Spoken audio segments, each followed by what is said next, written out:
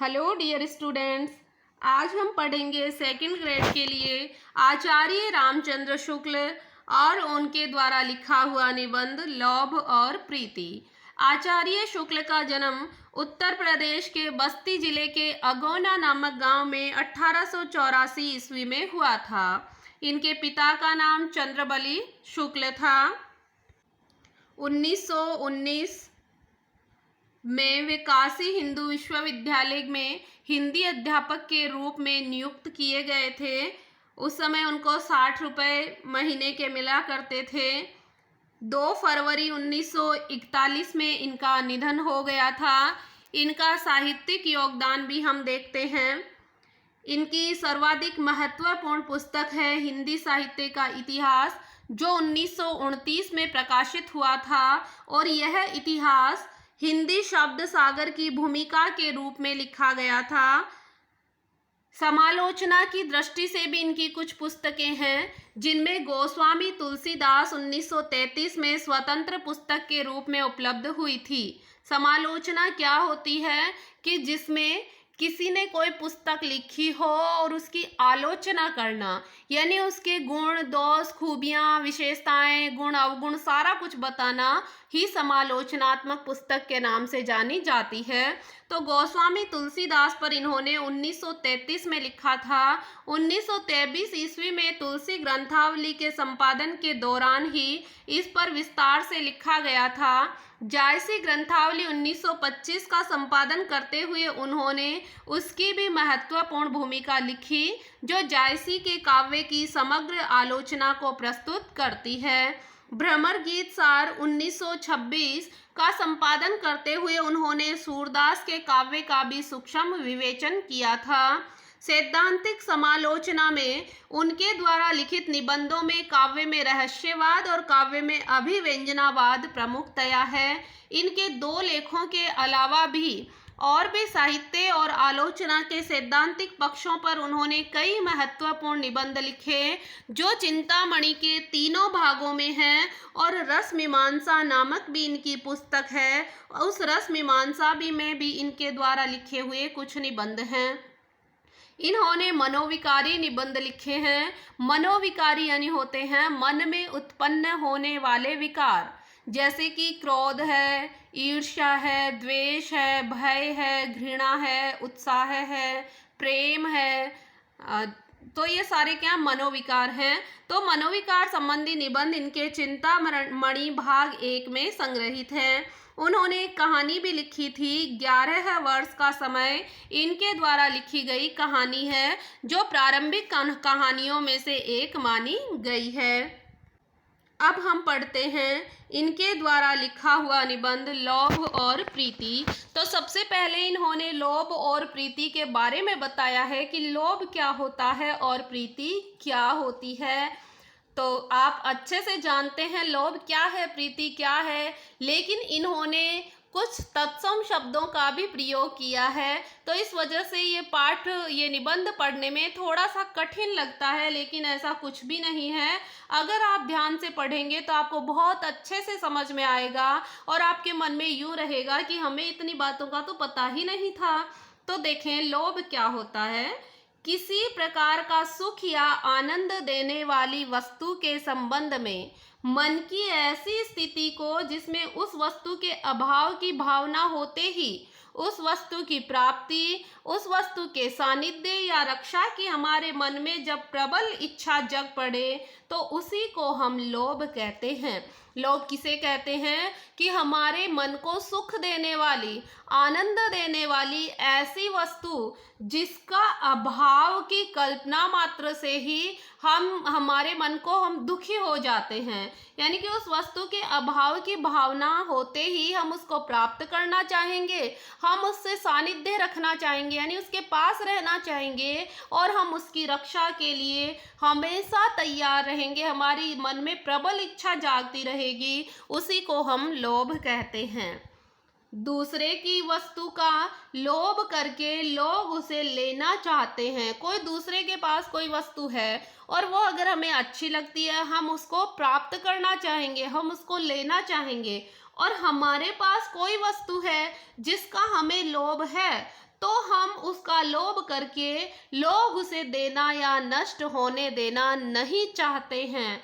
तो लोभ आया समझ में कि हमारे पास है तब तो हम देना नहीं चाहेंगे, और हमारे पास है नहीं तब हम लोगों से लेना चाहेंगे। तो वही हमारा क्या है, वो लोभ है।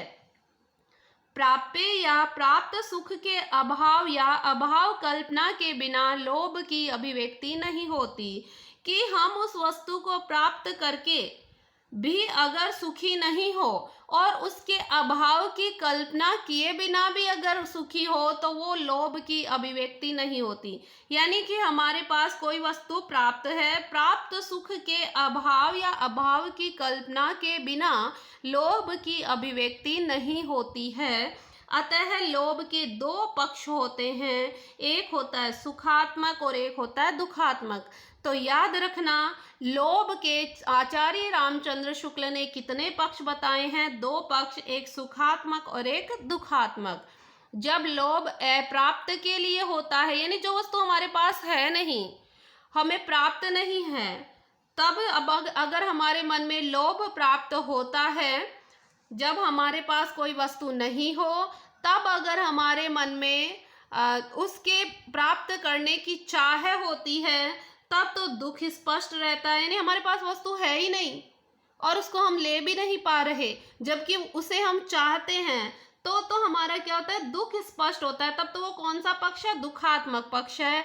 और प्राप्त के संबंध में दुख का अंश निहित रहता है और अभाव के निश्चय या आशंका मात्र पर व्यक्त हो जाता है। अगर प्राप्त के संबंध में और कोई वस्तु हमारे पास है लेकिन हमें ये लगता है कि कोई हमसे ये छीन नहीं ले, तब भी हमारे मन में दुख हो जाता है। और अभाव के निश्चय, यानी हमारे पास अभाव है और हमें ये लगता है कि हमें नहीं मिलेगा और हमारे मन में ये आशंका मात्र भी होती है, तो भी हम दुखी रहते हैं। तब तो वो कौन सा पक्ष हुआ लोभ का, दुखात्मक पक्ष हुआ। और कोई सुखद वस्तु पास में रहने पर भी मन में इस प्रबल इच्छा का बीज रहता है कि उसका अभाव नहीं हो। जब हमारे पास कोई सुखद वस्तु होती है और उस सुखद वस्तु के होने पर मन में ये इच्छा का एक बीज बना रहता है कि हमारे पास इसका अभाव कभी नहीं होना चाहिए, यानी ये वस्तु हमसे दूर कभी नहीं जानी चाहिए। पर अभाव का जब तक ध्यान नहीं होता तब तक तो हम सुखी रहते हैं। हम जब तक ये नहीं सोचते ना कि हमसे दूर जा भी सकती है, तब तक तो हम उसकी तरफ हमारा ध्यान ही नहीं रहता, तब तक इस वासना का कहीं पता नहीं रहता। हम बैठे बैठे किसी वस्तु का आनंद ले रहे हैं और उस आनंद के अभाव से जो दुख होगा उसका हमारे मन में बिल्कुल भी ध्यान नहीं है। हम सोचते ही नहीं है कि उस वस्तु का कभी हमसे वो दूर भी जाएगी क्या और हमें उसका दुख भी होगा।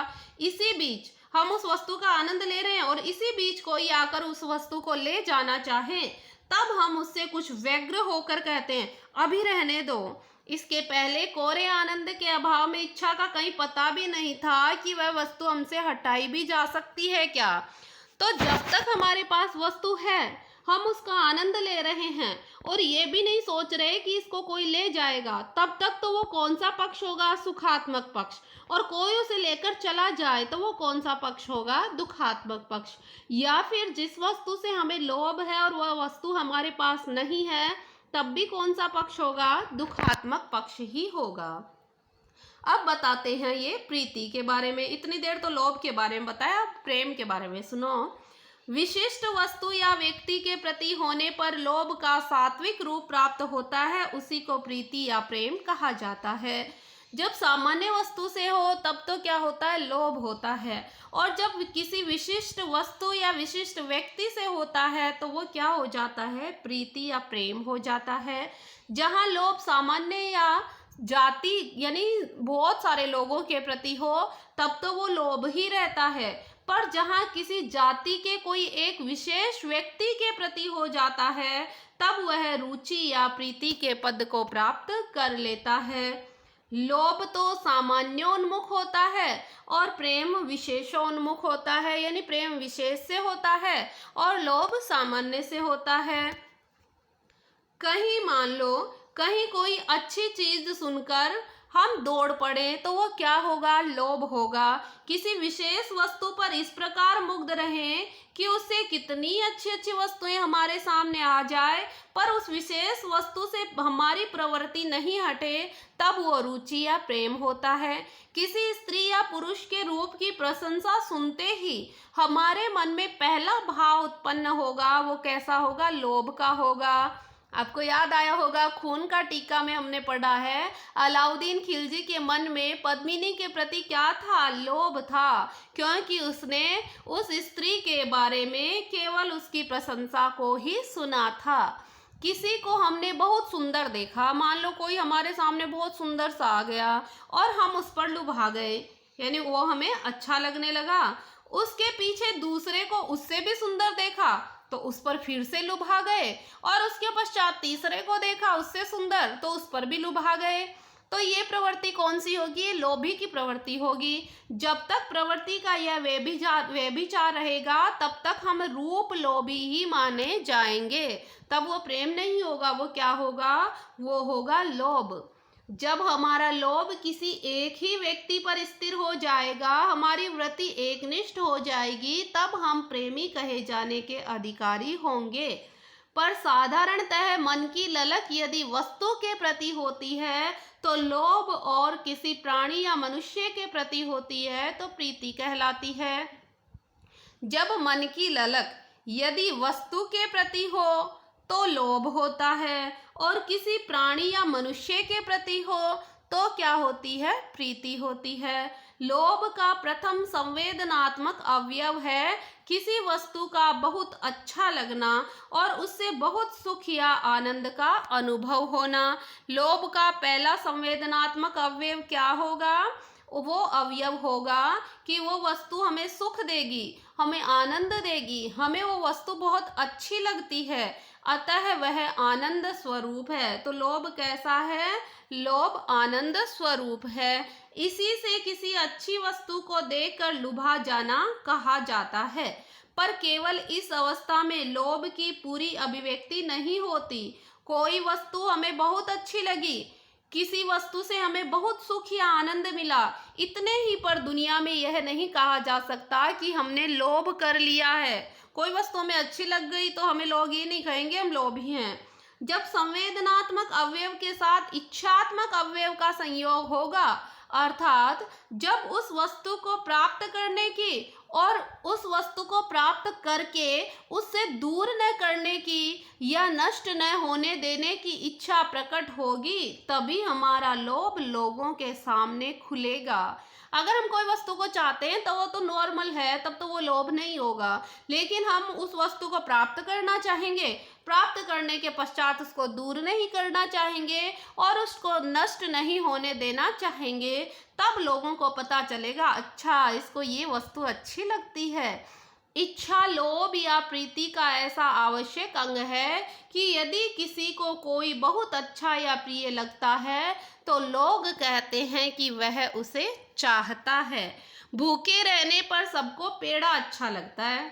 भैया उदाहरण दे रहे हैं, कोई व्यक्ति भूखा है और उसको पेड़ा अच्छा लगता है, पर जो चौबे जी पेट भर भोजन के ऊपर भी पेड़े पर हाथ फेरते हैं, अतः हम यह कह सकते हैं कि चौबे जी को मिष्टान से अधिक रुचि है। यह अभिरुचि भी लोभ की चेष्टाएं ही उत्पन्न करती है। इंद्रियों के विषय भेद से अभिरुचि के विषय भी भिन्न भिन्न हो सकते हैं।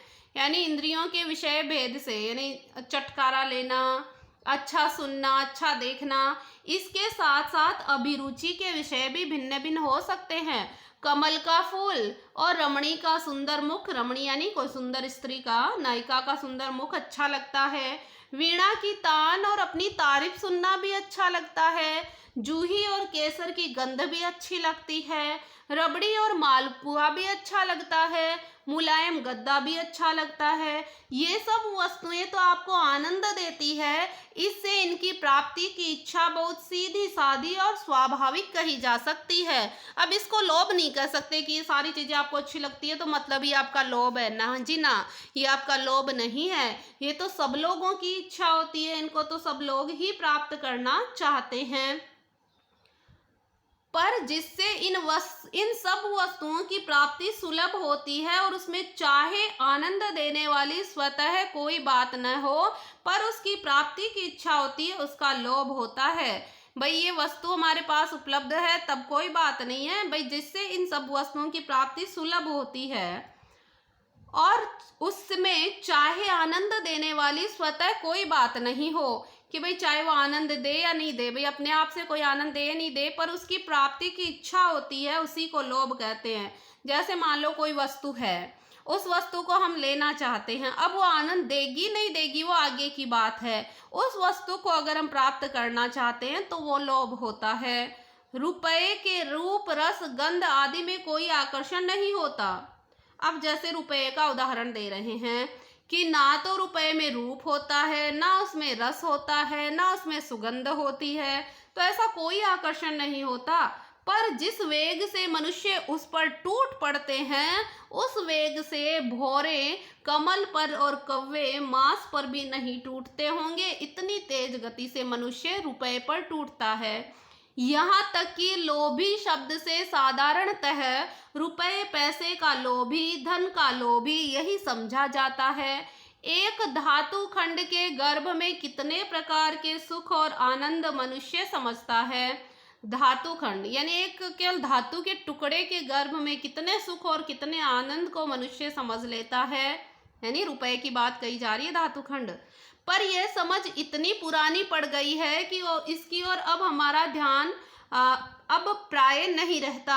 धन संचय करने में बहुत को लक्ष्य धन ही रहता है। धन इकट्ठा करने लग जाते हैं ना तो बहुतों का यानी लगभग लोगों का ही यही लक्ष्य रहता है कि बस धन रहे हमारे पास, उससे प्राप्य सुख नहीं। भाई सुख तो मिले नहीं मिले लेकिन धन होना चाहिए।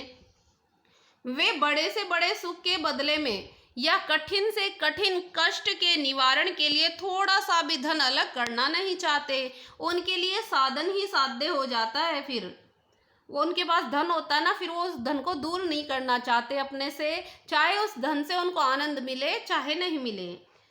स्थिति भेद से प्रिय या अच्छी लगने वाली वस्तुओं के संबंध में इच्छा को दो प्रकार की बताया है। एक तो प्राप्ति या सानिध्य की इच्छा और दूसरी दूर नहीं करने या नष्ट नहीं होने देने की इच्छा।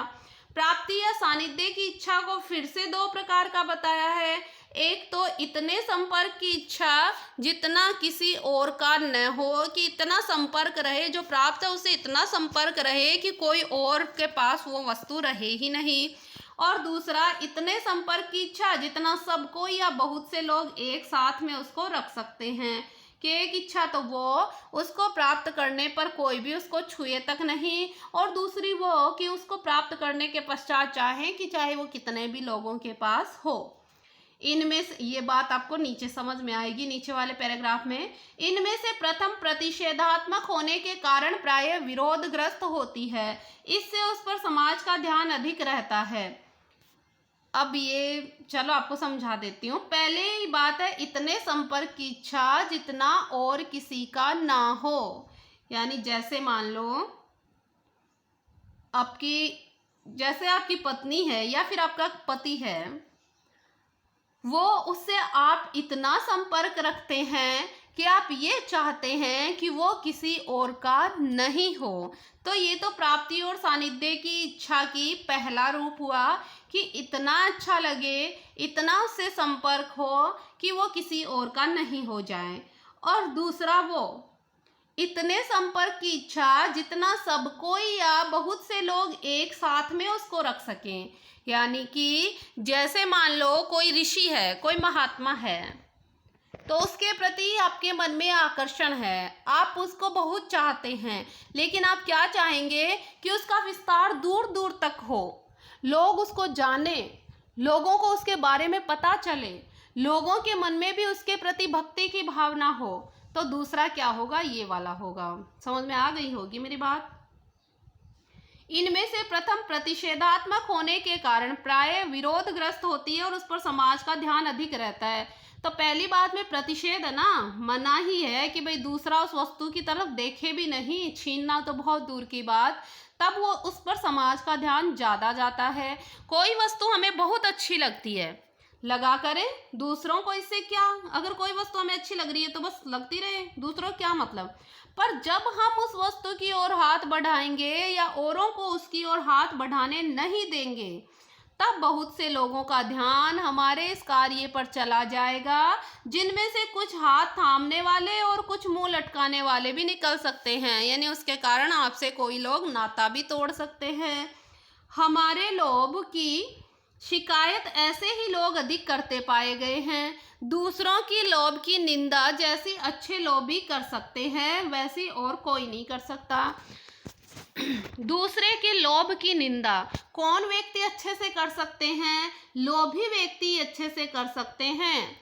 मांगने पर न पाने वाले और देने पर और नहीं देने वाले दोनों इसमें प्रवृत्त होते हैं। भाई मांगने पर तो नहीं पाने वाले, कोई वस्तु किसी ने मांगी और उसको नहीं मिली, और न देने वाले, और कोई वस्तु किसी से मांगी और उसने नहीं दी, तो दोनों ही क्या करते हैं, फिर एक दूसरे की निंदा में लग जाते हैं। एक तो कहता है वह बड़ा लोभी है, देता ही नहीं, और दूसरा कहता है वह तो बड़ा लोभी है, बराबर मांगता ही मांगता रहता है। रहीम दोनों को लोभी और दोनों को ही बुरा बताते हैं। ये बात समझ में आ गई होगी। भाई एक व्यक्ति है जो तो लोभ के कारण मांगता ही मांगता रहता है, और एक व्यक्ति है जो लोभ के कारण देता ही नहीं है। रहीम का दोहा, रहीमन वे नर मर चुके जे कछु मांगन जाही, उनते पहले वे मुए जिन मुख निक्षत नाही। कि रहीम कहते हैं कि वो नर, वो मनुष्य मर चुके हैं जो कछु मांगन जाही, जो कुछ मांगने के लिए जाते हैं, और उनसे पहले वो लोग मर गए जिनके मुख से हमेशा नहीं निकलता है, अर्थात मांगने पर कुछ नहीं देते हैं। ऐसा उस समय होता है जब एक ही वस्तु के संबंध में एक और तो प्राप्त करने की इच्छा हो और दूसरी ओर दूर न करने की इच्छा बिंब प्रतिबिंब रूप में दो व्यक्तियों में होती हो, तब ऐसा हो जाता है। इसके अतिरिक्त एक ही वस्तु को प्राप्त करने की इच्छा यदि संयोग से कई प्राणियों के चित्त में बनी हुई है, तो भी विरोध का पूरा विधान हो जाता है कि वस्तु तो एक ही है, एक अनार सौ बीमार। एक ही वस्तु को प्राप्त करने की इच्छा यदि संयोग से कई प्राणियों के मन के भीतर हो, तो फिर विरोध होना शुरू हो जाता है, और ये स्वाभाविक है। सारांश यह है कि दोनों अवस्थाओं में लोभ का लक्ष्य एक दूसरे पर लोभी, एक दूसरे को बहुत व्याकुल करते हैं, यानी एक दूसरे को फिर तंग करना शुरू कर देते हैं। प्राप्ति की प्रतिषेधात्मक इच्छा की सदोषता और निर्दोषता लोभ के विषय पर निर्भर करती है। कि प्राप्ति की प्रतिषेधात्मक इच्छा की सदोषता, प्राप्ति की प्रतिषेधात्मक इच्छा की सदोषता यानी दोष के सहित, और निर्दोषता लोभ के विषय पर ही निर्भर करती है। भाई लोभ का सब्जेक्ट क्या है, लोभ किस विषय पर है, लोभ किस पर है, ये निर्भर करती है। लोभ के विषय दो प्रकार के होते हैं, एक तो सामान्य होता है, एक विशेष होता है। जैसे अच्छा खाना, अच्छा कपड़ा पहनना, अच्छे घर में रहना तथा धन अधिक होना, जिससे ये सब वस्तुएं सुलभ होती है, सबको भाता है, सब उसकी प्राप्ति की आकांक्षा करते हैं। ये सारी वस्तुएं तो क्या सब लोग ही चाहते हैं। ये लोभ के कौन से विषय हुए, ये तो हुए सामान्य विषय, जिन पर प्राय मनुष्य मात्र का लक्ष्य रहता है। अतः इनके प्रति जो लोभ होता है उस पर बहुत लोगों का ध्यान जाता है। पर जैसे भाई बहुत लोगों का ध्यान जाता है, वो तो बहुत लालची है, वो तो बहुत लोभी है, वो कितना अच्छा पहनता है, वो कितना अच्छा खाता है, तो ये सब लोगों का ध्यान उस पर जाता है। पर यदि किसी को गुलाब जामुन, किसी विशेष बूटा की छींट बहुत अच्छी लगती है, यानी बहुत सुंदर वस्त्र अच्छे लगते हैं, और वह उसे प्राप्त करना या नहीं देना चाहता है, तो उसके इस लोभ पर बहुत कम लोगों का ध्यान जाएगा, और जिनका ध्यान जाएगा उन्हें वह खटकेगा भी नहीं। ऐसे लोभ को वो रुचि कहेंगे। भाई ये तो उसकी रुचि है, ये उसकी पसंद है। सबको जिसकी हाय हाय होती है, सब जिसको पाना या रखना चाहते हैं, वह बहुत से लोगों को एक मैदान में लाकर खड़ा किया करता है, जहां एक दूसरे की गतिविधि का निरीक्षण और अवरोध बड़ी कड़ी नजर और पूरी मुस्तैदी से होता है। यदि मनुष्य समाज में सबके लोभ के लक्ष्य भिन्न भिन्न होते तो लोभ को बुरा कहने वाले लोग कहीं नहीं मिलते। यदि एक साथ रहने वाले 10 आदमियों में से कोई गाय बहुत चाहता, कोई घोड़े को बहुत चाहता, कोई कपड़े को बहुत चाहता, कोई ईंट को, कोई पत्थर को, कोई सोना को, कोई चांदी को, कोई तांबा, और इन वस्तुओं में से किसी को से सब वस्तुओं को प्राप्त करने की कृत्रिम शक्ति ही नहीं दी जाती, तो एक के लोभ से दूसरे को कोई कष्ट नहीं पहुंचता। और दूसरी बात यह होती कि लोभ का एक बुरा लक्षण जो कि होता है असंतोष, उसकी भी एक सीमा हो जाती। कोई कितनी गायें रखता, कोई घोड़े बांधता, कहाँ तक किसके पास सोना चांदी इकट्ठी रहती, पर विनिमय की कठिनता दूर करने के लिए मनुष्यों ने कुछ धातुओं में सब आवश्यक वस्तुएं प्राप्त कराने का कृत्रिम गुण आरोपित कर दिया, जिसमें मनुष्य मात्र की सांसारिक इच्छा और प्रयत्न का लक्ष्य एक हो गया, सबकी टकटकी टक्के की ओर लग गई है। लेकिन हो क्या गया, अगर ईश्वर यही कर देता ना, भाई कोई गाय रखेगा, कोई घोड़ा रखेगा, किसी के पास कितना भी हो, लेकिन जितना हो उसी में संतुष्ट रहो, तब तो ये लोभ वगैरह नहीं होता। लेकिन हुआ क्या, ईश्वर ने तो धातु में, एक धातु यानी कि रुपए में इतना गुण कर दिया, इतना कृत्रिम गुण आरोपित कर दिया कि मनुष्य उससे सारी इच्छाएं पूरी कर सकता है। तो आजकल सबकी टकटकी किसकी ओर लग गई है, टक्के की ओर ही लग गई है। हमारी भी किसकी ओर है, टक्के की ओर ही है। इसीलिए हम नौकरी चाहते हैं। लक्ष्य की इस एकता से समाज में एक दूसरे की आंखों में खटकने वालों की वृद्धि हुई है। हम सब समाज में एकता से रहेंगे, यानी जो चाहे वो पैसे से खरीद सकता है, तो इसलिए हम एक दूसरे की आंखों में खटकने वाले बन गए। जब एक ही को चाहने वाले बहुत से हो गए, तब एक की चाह को दूसरे कहाँ तक पसंद करते। अब आप ही बताओ भाई, जब एक ही वस्तु को चाहने वाले बहुत से लोग हो जाएंगे तो फिर वो एक दूसरे को पसंद क्यों करेंगे। लक्ष्मी की मूर्ति धातुमयी हो गई, उपासक सब पत्थर के हो गए। धीरे धीरे यह दशा आई कि जो बातें पारस्परिक प्रेम की पुष्टि से, धर्म की दृष्टि से की जाती थी, वे भी अब रुपए पैसे की दृष्टि से होने लग गई। ये तो आप समझते ना, पारस्परिक प्रेम यानी हमारे रिश्तेदारी नातेदारी सब पैसे पर अटकी हुई है। धर्म था वो पैसे पर टिका हुआ है, तो सारी दृष्टि किस पर हो गई है, रुपए पैसे पर। आजकल तो बहुत सी बातें धातु के ठीकरों पर ही ठहरा दी गई है।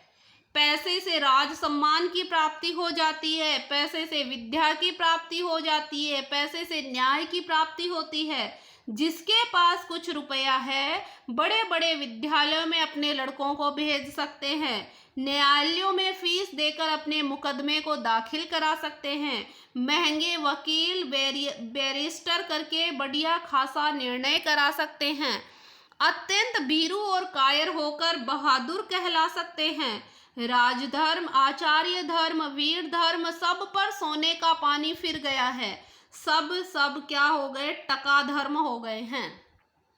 धन की पैठ मनुष्य के सब कार्य क्षेत्रों में करा देने से, उसके प्रभाव को इतना विस्तृत कर देने से ब्राह्मण धर्म, क्षात्र धर्म का लोप हो गया है। केवल और केवल वणिक धर्म रह गया है, अर्थात केवल व्यापारी धर्म रह गया है। पैसे दो और सब वस्तुएं प्राप्त करो। तो ब्राह्मण धर्म, क्षात्र धर्म सबका लोप हो गया, केवल वणिक धर्म, व्यापारिक धर्म बच गया है। व्यापार नीति राजनीति का प्रधान अंग बन गई है। बड़े बड़े राज्य माल की बिक्री के लिए लड़ने वाले सौदागर बन गए हैं। जिस समय क्षात्र धर्म की प्रतिष्ठा थी, एक राज्य दूसरे राज्य पर कभी विजय कीर्ति की कामना से डंके की चोट पर चढ़ाई करता था, अब सदा एक देश दूसरे देशों को चुपचाप दबे पांव धन हरण करने की ताक में बना हुआ है। पहले क्षात्र धर्म यानी क्षत्रिय धर्म के अनुसार वीरता के साथ डंके की चोट पर विजय कामना के साथ चढ़ाई करते थे। आज वो चुपचाप दबे पांव धन को लेने, धन को हरण करने, धन को हड़पने की ताक में लगे रहते हैं। इसी से भिन्न भिन्न राज्यों की परस्पर संबंध समस्या इतनी जटिल हो गई, कोई कोई देश लोभवश इतना अधिक माल देने को तैयार करते हैं कि उसे किसी देश के गले मढ़ने की फिक्र में दिन रात वो मरते रहते हैं। जब तक यह व्यापार उन्माद दूर नहीं होगा, तब तक इस पृथ्वी पर सुख शांति नहीं होगी। दूर वह अवश्य होगा। क्षात्र धर्म की संसार में एक बार फिर से प्रतिष्ठा होगी। चोरी का बदला डकैती से लिया जाएगा। सामान्य विषयगत प्रतिषेधात्मक लोभ में भी लोभ दृष्टि जितनी संकुचित होती है, उसके भीतर जितनी ही कम वस्तुएं होती है, उतना ही उसका दोष कम होता जाता है। कि लोभ की दृष्टि जितनी संकुचित होगी, उतना ही हमारा दोष कम होता चला जाएगा। अच्छे भोजन की सबको चाह होती है, अतः उसे बहुत चाहने वाला लोभी कहला सकता है।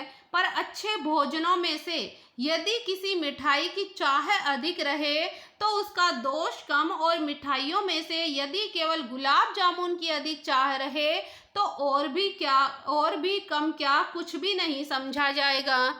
भाई कोई एक ही वस्तु से अगर चाहे रखे ना, तब तो कोई बात नहीं, लेकिन वो बहुत सारी चीजों से चाह रखता है, तब तो फिर वो लोभी ही कहा जाएगा।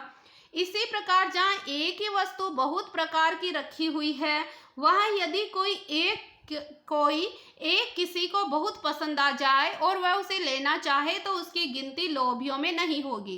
भाई बहुत सारी वस्तु पड़ी है, किसी को एक पसंद आई, वो उनमें से ले लेगा, तो उसको हम लोभी नहीं कहेंगे।